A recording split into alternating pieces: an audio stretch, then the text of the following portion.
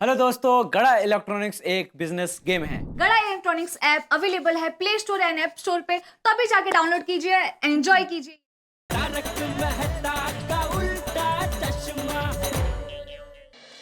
चौंक गए होंगे आप मुझे देख के। मैं जानता हूं आपकी आदत है कि आप एपिसोड के आखिर में मुझसे बातचीत करते हैं, लेकिन आज सबसे पहले मैं आपसे बातचीत करने के लिए आ गया। मैं जानता हूं आप इंतजार कर रहे हैं कि भाई आखिर क्या हुआ।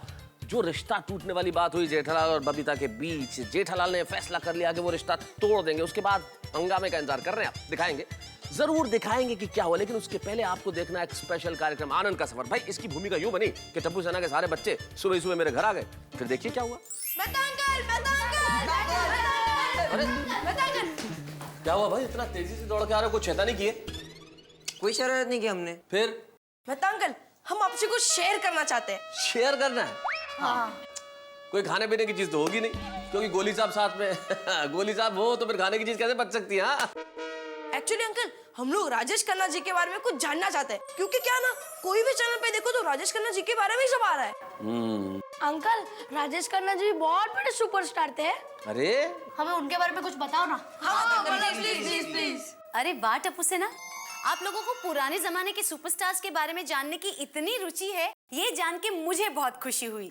Thank you. अरे बच्चों, क्या बताएं राजेश खन्ना साहब के बारे में। अरे जब उनका दौर चल रहा था ना, तो हम भी छोटे छोटे बच्चे थे, बिल्कुल तुम्हारे जितने। लेकिन जो उनका दौर था ना, कमाल का था भाई। क्या फैंस होते थे उनके, कितनी फॉलोइंग थी, हजारों की संख्या में खत आते थे, लोग खून से खत लिखते थे उन्हें।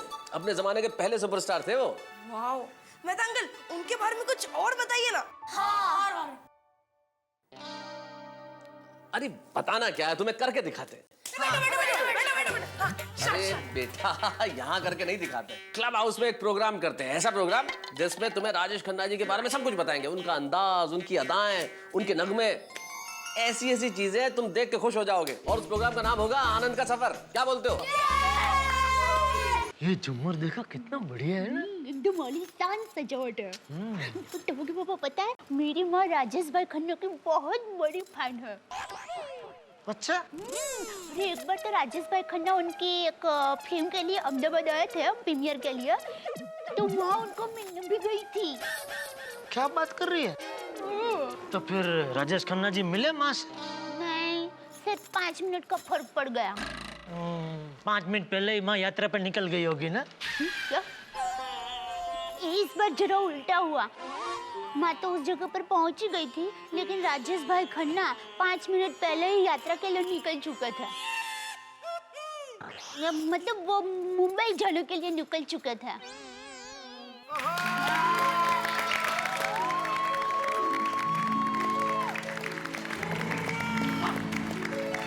मैं चला कहते कहते चले गए वो जिनके लाखों दीवाने हैं, करोड़ों प्रशंसक हैं। सिर्फ यही एक नगमा नहीं था जो उनके लबों को छू के अमर हो गया।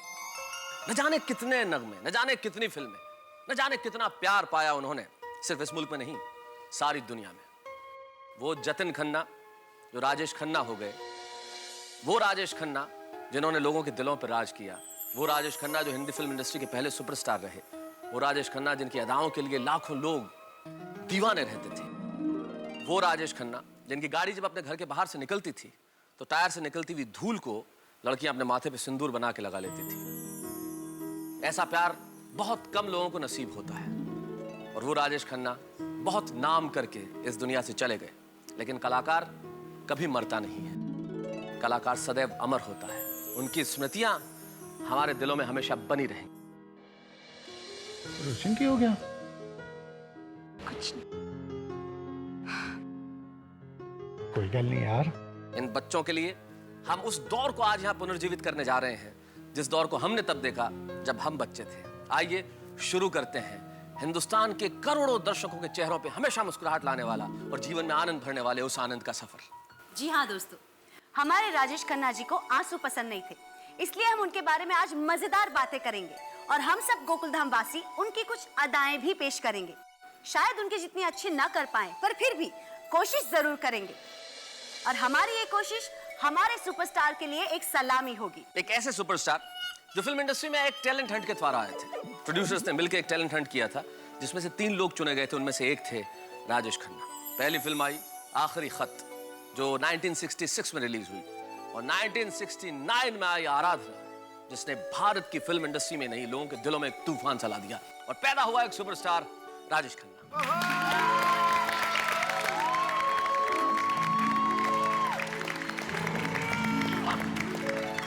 तो दोस्तों, हमारे सुपरस्टार को सबसे पहली सलामी देने आ रहे हैं। हे पुष्पा, इसे सरप्राइज ही रहने दो। तो पप्पू, अंजलि भाभी का नाम पुष्पा कब से हो गया भाई?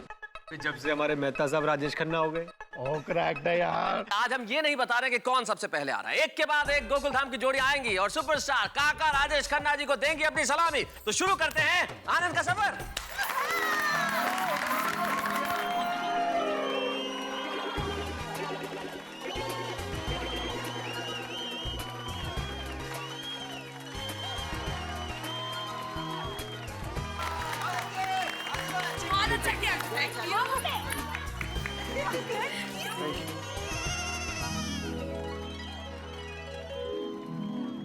अरे क्या बात है हाथी भाई, ये गाना तो राजेश खन्ना जी ने आपको ध्यान में रख के ही बनवाया था।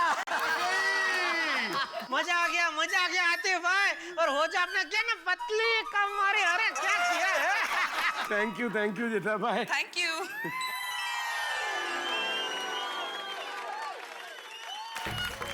बोलो बच्चों, मजा आया कि नहीं? हाँ। भाई रोशन भाभी, सोडी जी और कोमल भाभी, हाथी जी, क्या बात है भाई, बहुत बढ़िया।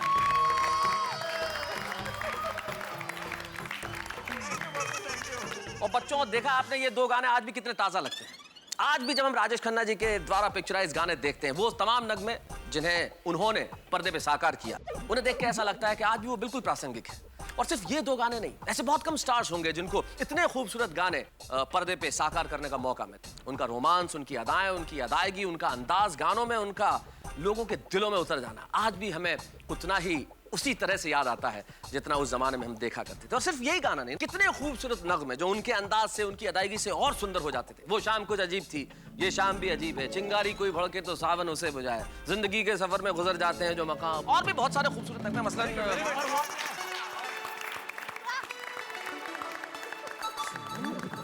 और आपको पता है, हमारे सुपरस्टार राजेश खन्ना जी के साथ बहुत सारी हीरोइनों ने काम किया। मुमताज जी, शर्मिला टेगोर जी, हेमा मालिनी जी, कई सारी फिल्में।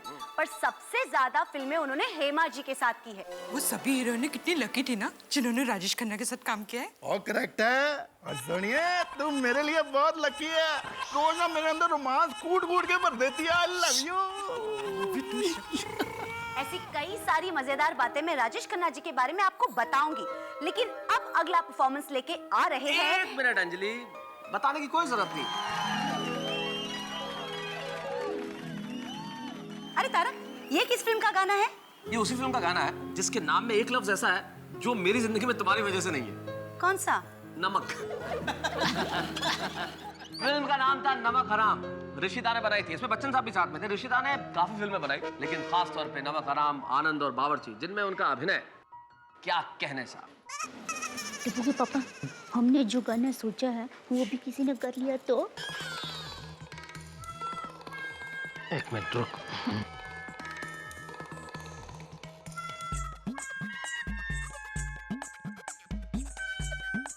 हीर भाई, आप कौन सा गाना करने वाले?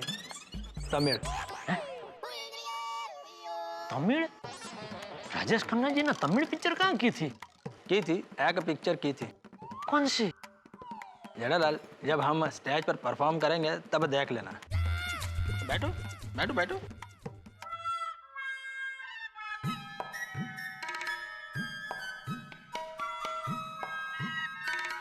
हीर भाई ने तो बताया नहीं, भिड़े को पूछता हूँ। भिड़े, एक मिनट, कैसा गाना करने वाले हो? देखना मजा आएगा।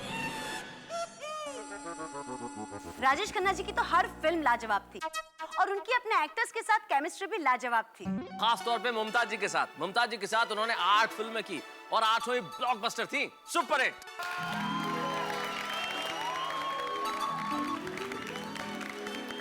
तो अब अगली राजेश खन्ना जी की अदा पेश करने आ रहे हैं। अरे अंजलि, बताया ना कि नाम बताने की कोई जरूरत नहीं है भाई, देख लेंगे ना ये लोग, नाम बताने में क्या।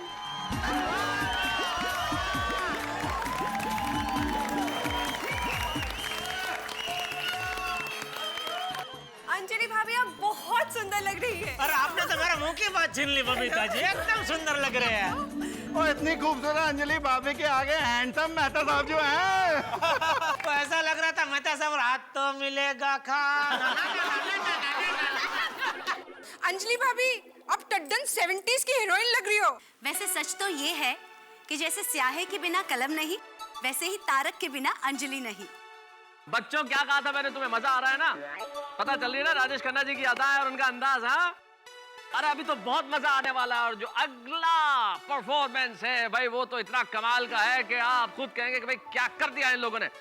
लेकिन उसके लिए आप करिए थोड़ा सा इंतजार। आ रहे हैं वो, बजाइए तालियां।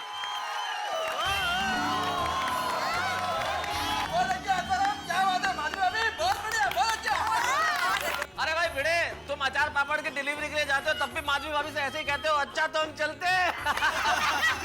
एक minute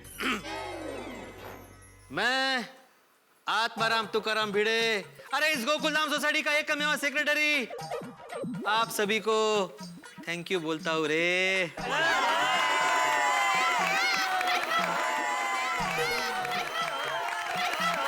thank you so much. आज समझ में नहीं आ रहा क्या हो रहा है। जो गाने हम सोच रहे हैं सब कोई ना कोई कर रहा है। हमारे पास समय बहुत कम है, जल्दी से कोई नया गाना प्रस्तुत कीजिए रेडियो। दीजिए मिला। एक मिनट। हाँ, हम लोग ये तो मस्त गाना है। ये ऐसे करते हैं और भगवान से प्रार्थना करते हैं कि ये गाना प्लीज कोई और कर ना ले, प्लीज। अच्छा तो हम चलते हैं, काका तो ये कह के चल दिए, लेकिन वो दर्शकों के दिलों में हमेशा बने रहेंगे क्योंकि उन्होंने एक दो नहीं पूरी 163 फिल्में की है। और उसमें से 106 फिल्मों में वो सोलो हीरो थे। 106 फिल्म एज अ लीड जी। और 3 बार उन्हें फिल्म फेयर का बेस्ट एक्टर अवार्ड मिला और 14 बार उन्हें नॉमिनेट किया गया। वाह वाह क्या बात है। ऐसे तो कई सारे रिकॉर्ड्स काका के नाम है। मेहता अंकल, राजेश खन्ना जी की कितनी फिल्में गोल्डन जुबली थी? टप्पू ये सारी बातें बताएंगे, बहुत सारी बातें करेंगे, लेकिन उसके पहले आ रहे हैं दूसरा परफॉर्मेंस लेके। पता है तारक, बताना नहीं है।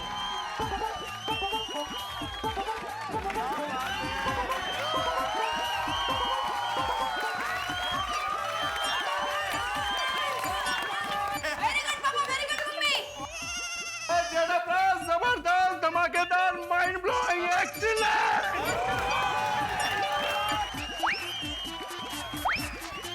Thank you. कमाल जबरदस्त। तो बच्चों मजा आ रहा है ना? हाँ! सच में आज बहुत अच्छा माहौल बन गया। आप सब ने मिलकर कितना अच्छा समा बना दिया है। बिल्कुल सही कहा अंजलि, ऐसा लग रहा है जैसे हम 70s और 80s के दौर में पहुंच गए। राजेश खन्ना जी की अदाएं, उनके अंदाज जो आप लोगों ने यहाँ मंच पे दिखाया भाई कमाल कर दिया। भाई जेठालाल क्या बात है यार, है ऐसा लग रहा था जैसे राजेश खन्ना और जीनत अमानी यहाँ पे आ गए। बच्चों अब तुम्हारी बात का मैं जवाब देता हूँ। टप्पू तुमने पूछा था उनकी गोल्डन जुबली के बारे में। उन्होंने 1966 से लेके 75 के बीच में 35 गोल्डन जुबली दी थी, 35 गोल्डन जुबली फिल्में। जबरदस्त जबरदस्त। और गोल्डन जुबली मतलब एक ही फिल्म का एक ही थिएटर में लगातार 50 हफ्तों तक चलना, दैट्स कॉल्ड गोल्डन जुबली। और 1969 और 71 के बीच में उन्होंने 15 लगातार सुपरहिट फिल्में दी थी। और एक जो जानकारी मैं आप लोगों को देने जा रहा हूं बच्चों, सिर्फ आपको नहीं बहुत सारे लोगों को ये चीज पता नहीं होगी कि उस दौर में बॉम्बे यूनिवर्सिटी में एक पुस्तक में उनके ऊपर एक लेख था, निबंध, राजेश खन्ना का करिश्मा। ऐसी कई सारी बातें करना बाकी है बच्चों, लेकिन उसके पहले एक और नजराना पेश करने आ रहे हैं। 1 मिनट भाई, ये तो कतई मत बनाना क्योंकि ये सचमुच सरप्राइज है। देख लीजिए खुद कौन है वो। बापू जी। हाँ चाचा जी, आपने तो सचमुच रुला दिया। क्या बहुत अच्छा।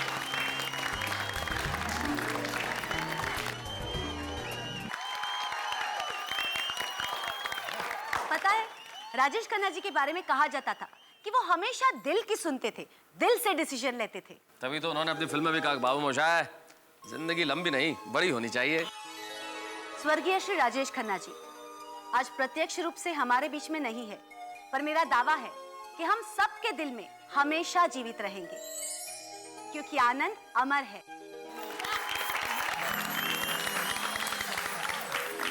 जिन्हें लोगों के बीच में रहने की आदत थी, फैंस ही फैंस, और जब वो आदमी अकेला रह जाए, जब आसपास भीड़ न हो, तो कैसा महसूस हो। लेकिन उस वक्त भी राजेश खन्ना जी की महानता हमें सिर्फ एक चीज से पता चलती है कि उन्होंने आखिरी वक्त में भी अपने दर्शकों का कितना ख्याल रखा। जब उन्हें यह मालूम पड़ा कि जिंदगी उन्हें बहुत ज्यादा दिनों तक साथ नहीं देने वाली, करोड़ों दर्शकों के लिए वो एक मैसेज रिकॉर्ड करके गए, और वो मैसेज उन्होंने छोड़ा दुनिया से जाने से पहले। ये बताता है कि कलाकार कितना महान होता है। वैसे ये वर्ष हमारे फिल्म इंडस्ट्री के लिए और कला के क्षेत्र के लिए बहुत ज्यादा अच्छा नहीं रहा। पिछले कुछ समय में हमने बहुत सारे दिग्गज कलाकार खो दिए। रुस्तम हिंद दारा सिंह साहब, देवानंद साहब, शम्मी कपूर जी, और संगीत के क्षेत्र में जगजीत सिंह, पाकिस्तान के मेहदी हसन साहब, न जाने कितने लोग चले गए। लेकिन बच्चों, खासतौर पे तुम्हें कहना चाहता हूँ कि वो लोग जो विरासत छोड़ के गए हैं, वो विरासत हमारी संस्कृति की। उनकी मेलोडियस संगीत से सजी फिल्में अगर आप देखें तो पाएंगे कि उसमें भारतीय संस्कृति कितनी रची बसी है। हमारी संस्कारों की कितनी बड़ी खुशबू हम उसमें पाते हैं। और वैसे पुरानी फिल्में देखिए ताकि आपको भी ज्ञान होगा कि हमारा देश किस तरह का था और वो कलाकार कितने महान थे। और सब टीवी तो पुरानी फिल्में दिखाता है, तो जरूर देखो फिल्में और सोचो कि उस जमाने में कला का मुकाम कितना बड़ा हुआ करता था। और ये थी स्वर्गीय राजेश खन्ना जी को गोकुल धाम सोसाइटी की ओर से एक सलामी। हमें बड़ी प्रसन्नता है कि हम आज की पीढ़ी के बच्चों को दिखा पाए कि क्या दौर हुआ करता था, क्या अंदाज होता था, क्या नगमे होते थे, क्या कला होती थी और किस तरह के हीरो हुआ करते थे।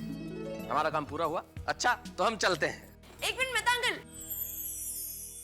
अंकल, अंजलि आंटी, मैं टप्पू सेना की ओर से आप दोनों को और सोसाइटी के सभी बड़े मेंबर्स को थैंक यू कहना चाहता हूँ, क्योंकि आप लोगों की वजह से हमें सुपरस्टार राजेश खन्ना जी के बारे में इतना सब जानने मिला।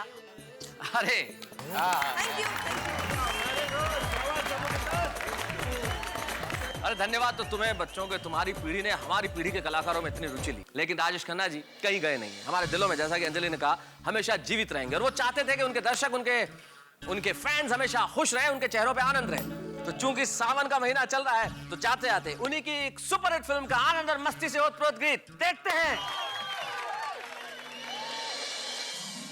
आनंद का सफर। मित्रों, मैंने आपसे कहा था ना कि सुपरस्टार राजेश खन्ना जी की स्मृतियों का एक ऐसा सफर हम आपको दिखाएंगे जिसे देख के आप बड़े प्रसन्न होंगे। हमें बड़ी खुशी है कि हमने एक ऐसा सफर आपको दिखाया, ऐसी परफॉर्मेंस दिखाई जिसे सुन के, जिसे देख के आपने घरों में बैठ के तालियां बजाई। मैं जानता हूं रविवार की शाम आप सब लोग सुखद करना चाहते हैं, मस्ती मौज चाहते हैं, और आज हमने रविवार की शाम बड़ी खूबसूरत बना दिया। हमने मिलके ये जो राजेश खन्ना जी की यादों का सफर देखा, मैं तो ये कहता हूं अगर राजेश खन्ना साहब स्वयं होते तो बड़े खुश होते आनंद का सफर देख के, और कहते बाबू मोशाय, I love laughter. Everybody loves laughter. आप भी तो बड़ी मोहब्बत करते हैं हंसी से, तभी तो तारक मेहता का उल्टा चश्मा को रोज देखते हैं और हमें प्रेरणा देते हैं। देखिए ना, बातों ही बातों में तारक मेहता का उल्टा चश्मा के इस 28 जुलाई को 4 वर्ष पूरे हो गए। हम 5वें वर्ष में प्रवेश कर रहे हैं। ये 4 वर्ष रहे आपके साथ के, आपके प्यार के, आपके विश्वास के, और यकीन दिलाते हैं कि 5वें वर्ष में भी हम इसी तरह आपको हंसाते रहेंगे। लेकिन यहाँ इस वक्त हंसी का माहौल नहीं है। गोकुलधाम सोसाइटी में टेंशन है। आप जानते हैं ना, जेठालाल ने ऐलान कर दिया कि बबीता और अय्यर से रिश्ते कट। अब क्या होगा?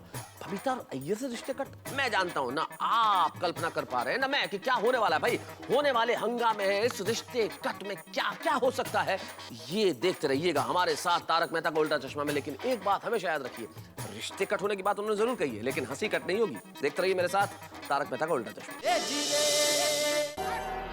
क्या रिश्ता कट जेठालाल? तुम एकदम से नतीजे पे कैसे पहुंच सकते हो जेठालाल?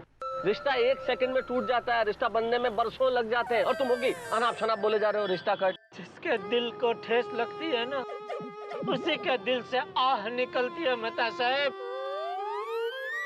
सही बोला साहब। देखो, अरे भाई, तुम आग में घी मत डालो ना, तुम चलो ना सीधे। लेकिन अब कहाँ चलो साहब? अरे बोला ना सीधे सीधे चलो। लेकिन साहब आगे तो दीवार है। अरे भाई, तो तोड़ दो दीवार। हाँ? अरे भाई, गाड़ी घुमा लो और चलते रहो। जी ठीक है। मेहता साहब, दिल के टुकड़े टुकड़े हो गए। जी करता है सोसाइटी छोड़ के चला जाऊं। क्या सोसाइटी छोड़ के चला जाऊं जेठालाल? कैसी बातें कर रहे हो? अरे मैं तुम्हें बार बार ये समझाने की कोशिश कर रहा हूँ कि 100% तुम्हें कोई गलतफहमी हुई है। अरे मैंने अपनी सगी आंखों से देखा, चको मुको चॉकलेट का डिब्बा पेटी पैक कचरे में पड़ा है, और आप अभी भी गलतफहमी का पुछड़ा पकड़े हुए बैठे। तो अच्छा, अब तुम बताओ क्या करना चाहते हो तुम? मैं बस जानना चाहता हूँ बबीता जी ने ऐसा क्यों किया? तो बबीता जी से डायरेक्टली पूछ लो। इसलिए तो आपको बुलाया है। क्या मतलब? आप पूछो उनसे, उन्होंने ऐसा क्यों किया? जेठालाल, तुम्हारे कहने का मतलब है कि मैं बबीता जी से पूछूं कि भाई जेठालाल जी द्वारा प्रदत्त वो चॉकलेट का डब्बा आपने कचरे में क्यों फेंक दिया? क्या कमाल करते हो तुम जेठालाल। आपको हंसी आ रही है? तो हंसने वाली बात ही है जेठालाल, मैं उनसे ऐसे कैसे पूछ सकता हूँ? तो मैं भी कैसे पूछ सकता हूँ? जेठालाल, मैंने सुबह से 1 कप चाय भी नहीं पी है, दिमाग बिल्कुल काम नहीं कर रहा है। एक काम करते हैं, अपन घर चलते हैं, 1-1 कप चाय पीते हैं और फिर सोचते हैं क्या करना है, ठीक है? तुम गोकुलधाम सोसाइटी ले चलो भाई। ऑर्डर कर ली। जी साहब।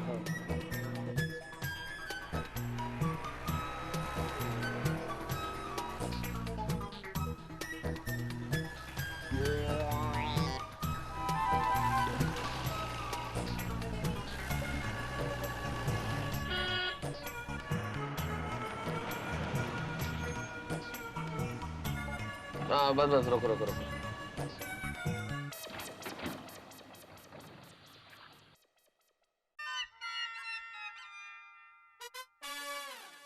हाँ भाई साहब, कितना हुआ? 1 मिनट मैं देता हूँ। हाँ मेरे पास तो वैसे भी सुबह सुबह पर्स नहीं है, तुम्हें देना पड़ेगा। 498। सॉरी, थोड़ा नोट गीला हो गया भाई। ये रखो 500 रुपया। साहब 2 रुपये छुट्टा नहीं। रखो बोला ना भाई, पूरा रखो 500 रुपया। आओ जेठा, घर चल के चाय वाय पीते हैं। हाँ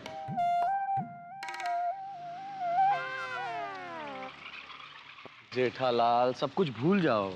अब तो भूलना ही पड़ेगा ना, किसी विंग में अपना कोई दोस्त रहता था। जेठालाल, मैं उनको भूलने की बात नहीं कर रहा हूँ, मैं कह रहा हूँ कि ये चॉकलेट वाला किस्सा भूल जाओ। कैसे भूल जाऊं? नहीं भूल सकता मैं तो साहब। सॉरी, एक बार बोल दिया, अभी रिश्ता खत्म। जेठालाल, ऐसे कैसे रिश्ता खत्म हो सकता है? और मैं तुम्हें बार बार कह रहा हूँ कि हो सकता है जैसा तुम सोच रहे हो वैसा नहीं हो, बाद में सब कुछ पहले जैसा हो जाएगा। मैं तो साहब आप ही कहते हैं ना कि सेहत के साथ कड़वी दवाई अब पी सकते हैं, लेकिन जब रिश्ता टूटता है ना तो ऐसे दिलासों से फिर से नहीं जुड़ता। मैंने ऐसा कब कहा जेठालाल? तभी जब भी आपने ये भी कहा था कि रिश्तों के गुब्बारे में जब विश्वासघात की सुई चुभती है तो दोस्ती और संबंधों की हवा करके निकल जाती है। कौन सा गुब्बारा, कौन सी सुई जेठालाल? मैंने ऐसा कभी नहीं कहा। नहीं तो किसने कहा? अरे छोड़ो ना, किसने भी क्या हो, मेन बात यह है कि अब बरसों पुरानी दोस्ती खत्म। जेठा भाई, ये क्या कह रहे हो? मेहता साहब, बरसों पुरानी दोस्ती क्यों तोड़ रहे हो? अरे भाई तू कहाँ चलती गाड़ी में चल रहा है भाई, तो अपना काम करना। मैं तो अपना काम ही कर रहा हूँ, सामान देने के लिए जा रहा हूँ। हाँ तो ट्रेन से नीचे उतर जा, अपना काम कर।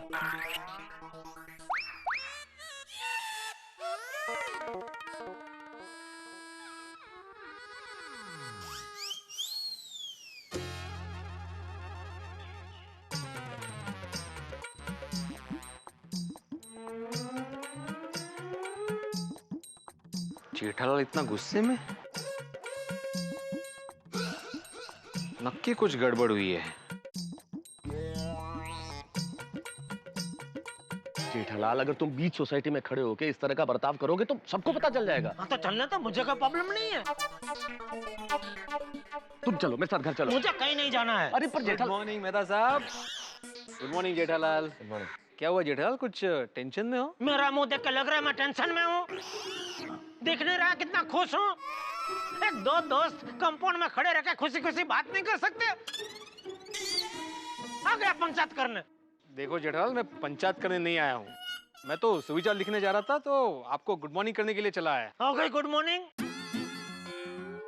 ताता जावा तिकडे आणि सुविचार लिहा आणि तिथूनच गपचूप घरी जावा, मग ते परत इकडे नको यावा। काय माणूस आहे हा। आता हाय काय काय हाय ते हाय ते हाय ते हाय। बस बस, चुकी झाली, बस। मला एका तो जमा नहीं रहा। जेठालाल चलो घर चल के चाय पी। अरे भाई मुझे उकाड़ा पिला, उकाड़ा। अंजलि जो चाय बनाती है ना वो उकाले जैसी है।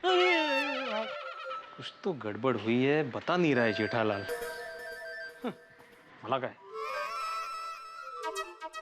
Good morning Mehta ji. Good morning, good morning. Hi Jetha ji. Iyer और बबीता जी भी आ गए। Jetha ji hi. Hello Jethalal, good morning. हम लोग आप ही के घर पे आ रहे थे। क्यों? ये रसगुल्ले देने थे आपको। नहीं चाहिए रसगुल्ले।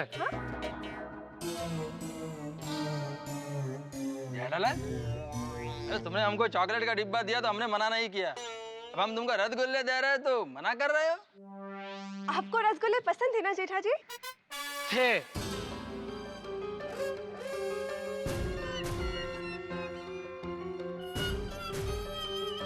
ठीक है, दीजिए।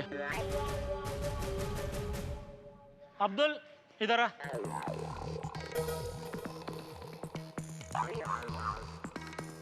क्या है जेठा भाई? अब्दुल, तुझे रसगुल्ला पसंद है ना? हाँ बहुत पसंद है। ये ले।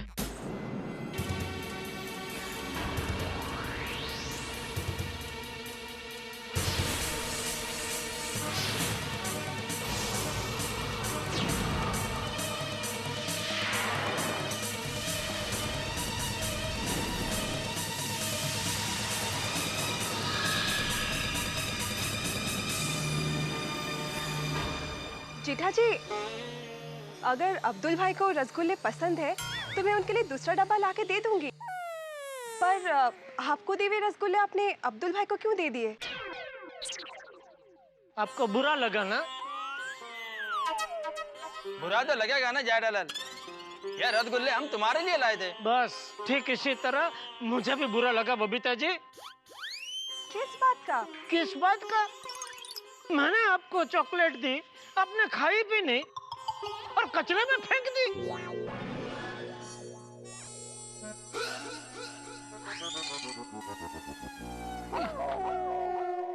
जेठालाल, वो चॉकलेट हम लोग नहीं खा सकते थे। क्यों? टप्पू के पापा ये क्या कह रहे हैं? एक मिनट रुकिए, मैं नीचे आ रही हूँ। दया भाभी आ रही है, अब तो पता चल ही जाएगा। अरे यार भाई, आप नहीं खा सकते थे, कोई बात नहीं, तो किसी और को दे देते। कचरे में फेंकने की क्या जरूरत थी? टप्पू के पापा एक मिनट मेरी बात सुनिए। तुम इतना मत बोल दया। क्या हुआ दया भाभी? आ गया फिर से पंचायत करने? जेठालाल, मैं पंचायत नहीं कर रहा हूँ भाई, तुम्हें तकलीफें देख के मुझे भी तकलीफ हो रही है। मुझे कुछ सूझ ही नहीं रहा है, देखो मैंने सुविधा भी नहीं लिखा। क्या क्या तकलीफ क्या है? अरे भाई, मैंने बबीता जी को चॉकलेट का डिब्बा दिया तो बबीता जी ने चॉकलेट खाई भी नहीं और अय्यर भाई ने वो डिब्बा कचरे में फेंक दिया।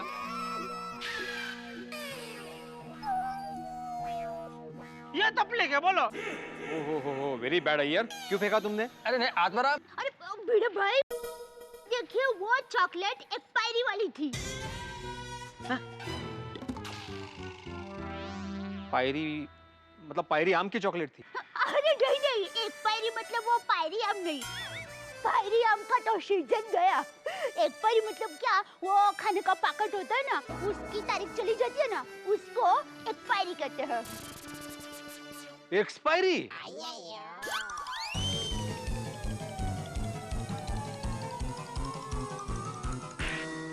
और जेठा जी, वो एक्सपायर्ड हुए चॉकलेट्स हम लोग किसी को दे भी नहीं सकते थे।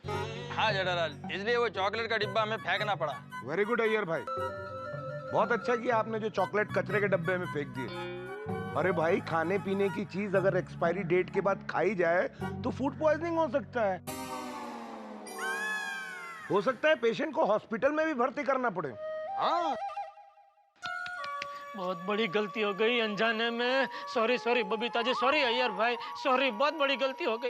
लेकिन बबीता जी, आपको मुझे बताना चाहिए था ना, तो ये इतनी बड़ी गड़बड़ होती ही नहीं। जेठा जी, मैंने सुबह ही दया भाभी को फोन करके बता दिया था।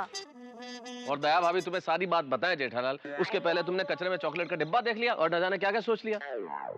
आपको बुरा लगा हो तो we are very sorry about that. अरे नहीं बबीता जी, आप क्या कर रही है? आप सॉरी मत बोलिए, सॉरी मुझे बोलना चाहिए। सॉरी अय्यर भाई, सॉरी बबीता जी। अरे मुझे आप लोगों से पहले बात कर लेनी चाहिए थी। यही तो मैं तुम्हें कह रहा था जेठालाल कि कोई गलतफहमी हुई है, तुम्हें बबीता जी से बात कर लेनी चाहिए थी। सॉरी मेहता साहब। जेठालाल, तुमने हमारे बारे में गलत सोचा। सॉरी अय्यर भाई, सॉरी। अय्यर भाई अब छोड़िए ना, गुस्सा थूक दीजिए। देखिए अब सारी गलतफहमी दूर हो गई ना। जाऊ दे अय्यर जाऊ दे। अंजलि भाभी, ये एक्सपायरी डेट का चॉकलेट का डिब्बा जेठालाल लाया और फिर यहाँ सबको जमा किया और हमको नीचा दिखाया। अरे बबीता, अब हमको जेठालाल से कोई रिश्ता नहीं रखना है। चलो बबीता। भाई जब ऐसा मत कीजिए, इतनी छोटी बात में कोई रिश्ता थोड़ी तोड़ता है। हाँ। और अय्यर, जेठालाल ने यहाँ किसी को नहीं बुलाया है। इट्स ओके अय्यर, इसमें जेठा जी की कोई गलती नहीं है। उनके जगह अगर हम होते तो हमें भी यही गलतफहमी होती। फिर? वाह वाह बबीता जी, आप कितने समझदार हैं। लेकिन जेठालाल, एक व्यापारी होकर तुमने ये गलती कैसे कर दी? मतलब तुमने एक्सपायरी डेट चेक नहीं की थी? नहीं, दरअसल ये बागा की गलती है। बागाने ते बघितलेच नाही। बागा। मैं अभी वो बागा की खबर लेता हूँ। ऐसा कैसे कर दिया उसने? बबीता जी खा लेते और लफड़ा हो जाता तो। बागा को फोन करने की जरूरत नहीं है जेठालाल। क्यों? वो खुद खबर देने यहाँ आ रहा है। बबीता जी। बागा? 1 मिनट सेठ जी।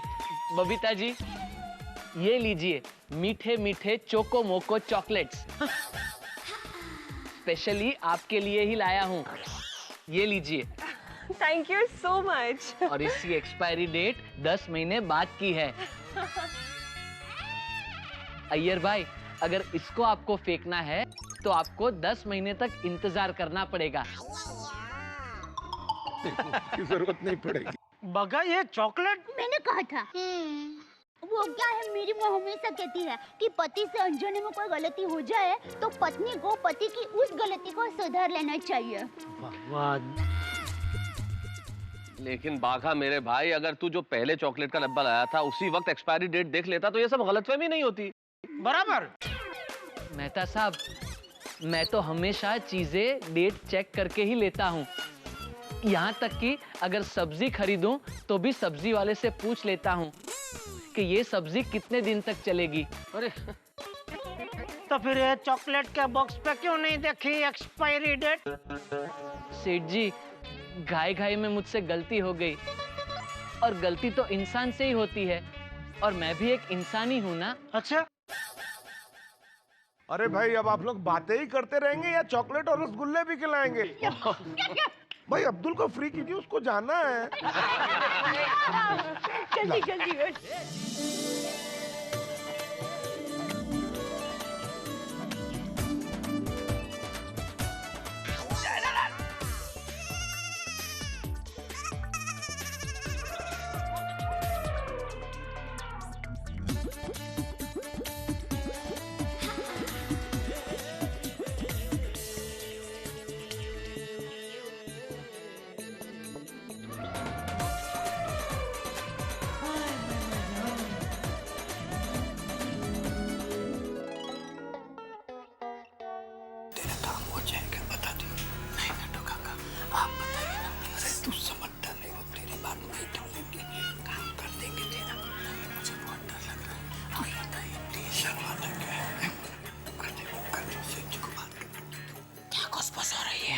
मैं ही कह रहा था।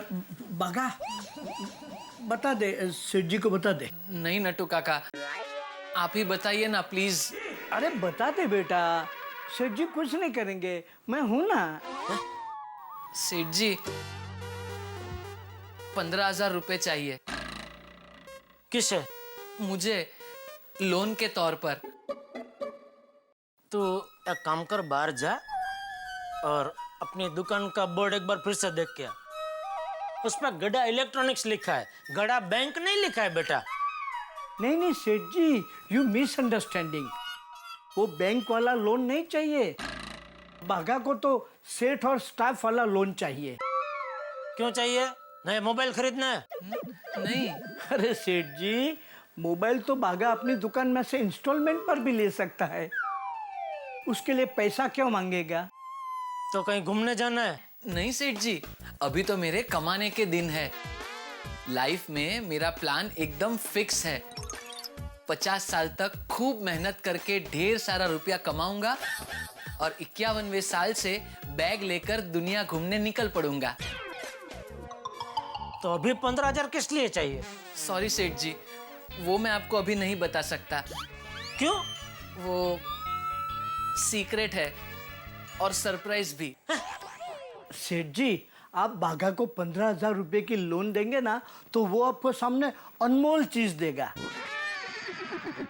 क्या कोहिनूर का हीरा? नहीं सेठ जी, उससे भी अनमोल। मैं आपको दूंगा दुआ, शुभेच्छा। वाह, जियो मेरे लाल। प्लीज सेठ जी, दीजिए ना 15,000। सेठ जी, बाघा के लोन की गारंटी मैं लेता हूँ बस। अगर वो आपके पैसे वापस न करे तो मेरी पगार में से काट लीजिएगा। मैं आपकी पगार से काट लूंगा तो फिर आप पूरा महीना कैसे पूरा करेंगे? तो फिर मेरी पगार बढ़ा दीजिए। कोई गारंटी वारंटी की जरूरत नहीं है नटू काका। अरे तू भाई बता ना, तुझे किस काम के लिए चाहिए 15,000? वो कल सुबह आपको पता चल जाएगा कि मैंने आपसे पैसे क्यों लिए।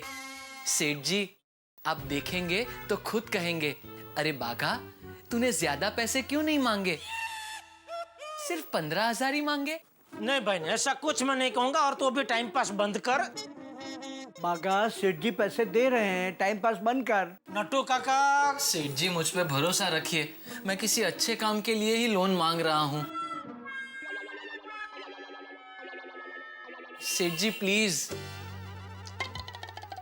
मैं जानता हूं आपके धंधे में मार्जिन कम और कंपटीशन ज्यादा है, इसीलिए मैं आपसे अपने काम के और कमीशन के पैसे बढ़ाने को तो नहीं कह सकता। क्या करूं, कुछ समझ में नहीं आ रहा है। बाघा को 15,000 दूं या नहीं दूं? अरे तू भाई बता ना, तुझे किस काम के लिए चाहिए 15,000? चॉकलेट। कहने को तो चॉकलेट छोटी सी चीज है, लेकिन इस छोटी सी चीज ने हमें जीवन के बड़े सबक सिखा दिए। पहला सबक तो ये कि जीवन में अगर गलतफहमी हो तो संबंध खतरे में पड़ जाते हैं। और दूसरी चीज, अगर कोई ऐसी चीज आप खरीद के खा लें जो एक्सपायर्ड डेट वाली हो, मसलन कोई दवाई या चीज, तो जीवन खतरे में पड़ सकता है। इसलिए एक चीज सीख लीजिए आज के बाद कि कोई भी चीज खरीदें, पहले उसकी एक्सपायरी डेट चेक कर लीजिए। खैर साहब, ये तो हुई चॉकलेट की बात। लेकिन क्रिकेट में एक चीज होती है साहब कि बैट्समैन जो होता है ना, उसे हर तरह की बॉल खेलनी आनी चाहिए। अब देखिए ना, बाघा ने लोन का बाउंसर फेंका है। अब जेठालाल इसे खेलते हैं या इसे छोड़ देते हैं या इसे इंजर्ड हो जाते हैं, ये देखने वाली बात होगी। लेकिन अभी प्रश्न ये है कि बाघा आखिर लोन क्यों मांग रहा है? इस लोन की रकम का क्या करेगा? भाई ये आपके लिए और जेठालाल दोनों के लिए सरप्राइज है। लेकिन मैं जानता हूं कि ये सरप्राइज आपको बहुत मजा देने वाला है। जैसे चॉकलेट वाली कहानी में चॉकलेट ने हमारा मुंह मीठा किया और हंसी ने आपका, ठीक वैसे ही अब सोचिए ये लोन वाला जो बाउंसर है, इसे जेठालाल किस तरह झेलेंगे। देखते रहिए मेरे साथ तारक मेहता का उल्टा चश्मा।